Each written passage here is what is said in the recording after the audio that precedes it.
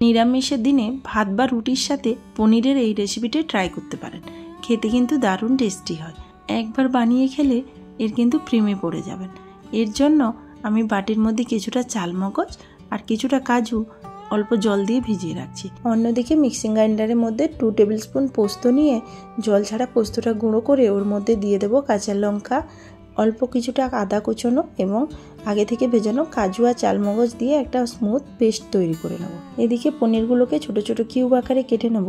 পনিরগুলো কাটা হয়ে গেছে। এদিকে কড়াই বসিয়ে কড়াইয়ের মধ্যে খানিকটা সর্ষের তেল দিয়ে দেবো। তেল গরম হয়ে গেলে এক এক করে পনির ছেড়ে তার মধ্যে কিছুটা লবণ দিয়ে এপিট ওপিট উল্টে পনিরগুলো হালকা ফ্রাই করে নেব। পনিরগুলো ফ্রাই হয়ে গেছে। পনির তুলে নিয়ে ওই তেলের মধ্যে দারচিনি এবং এলাচকে হালকাভাবে থেতো করে ওর মধ্যে দিয়ে দেবো। এখন ওই তেলের মধ্যে দিয়ে দেবো আগে থেকে কাজু এবং পোস্তর যে পেস্টটি করা ছিল ওটা দিয়ে বেশ কিছুক্ষণ নাড়াচাড়া করে একটু তেল বেরিয়ে এলে সামান্য পরিমাণ ওর মধ্যে ঘি অ্যাড করে দেবো। মশলাটা কষানোর সময় একটু কড়াইতে লেগে যাচ্ছে, তাই সামান্য পরিমাণ জল অ্যাড করেই মশলাটা কষাচ্ছিলাম। মশলাটা বেশ ভালোভাবেই কষানো হয়ে গেছে, তেল ছেড়ে দিয়েছে।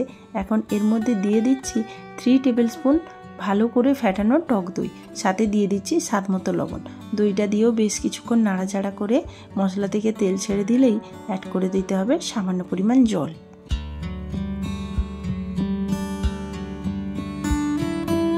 এখানে জলটা কিন্তু খুব অল্প পরিমাণেই দিতে হবে। জল দেওয়ার পর ফুটে উঠলেই দিয়ে দেবো আগে থেকে ভেজে রাখা পনিরগুলো দিয়ে 2-3 মিনিট মতো ফোটালেই কিন্তু আমার রেসিপি পুরো কমপ্লিট। এখন এর মধ্যে দিয়ে দেবো অল্প পরিমাণ চিনি, যেহেতু দই দিয়েছিলাম যাতে টক না লাগে তার জন্য। আর উপর থেকে দিয়ে দেবো সামান্য পরিমাণ চিলি ফ্লেক্স আর দিয়ে দেবো সামান্য পরিমাণ ঘি। আমরা তরকারিতে তেল বা ঘি খুব অল্প পরিমাণেই ব্যবহার করি, সেই কারণে অল্প দিয়েছি। আপনারা চাইলে একটু বেশি পরিমাণ তেল দেবেন।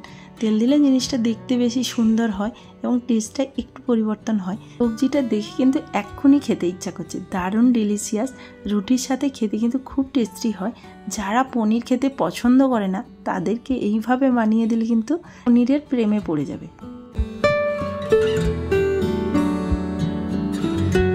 ওকে বন্ধুরা, টাটা। দেখা হচ্ছে নেক্সট ভিডিওতে। আমার রেসিপিটি কেমন লেগেছে অবশ্যই কমেন্ট করে জানাবেন। ভালো লাগলে লাইক করবেন, চ্যানেলটি সাবস্ক্রাইব করে পাশে থাকবেন।